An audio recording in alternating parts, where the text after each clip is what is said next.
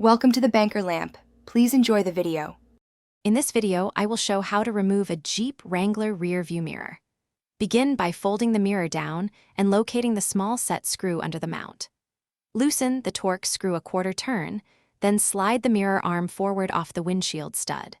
Support the mirror while sliding to avoid dropping it, and inspect the mounting pad for glue or corrosion before cleaning and preparing for reinstall.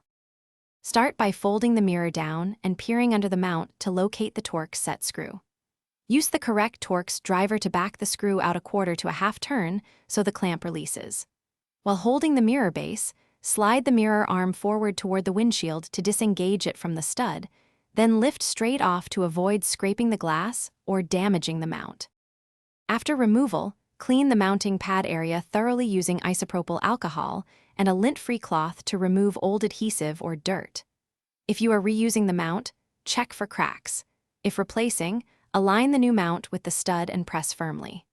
Reinstall the mirror arm by sliding it onto the stud, secure the Torx set screw snugly, and confirm the mirror is stable and easily adjustable before finishing. Thanks for watching. If this was helpful, leave a like and consider subscribing. See you next time.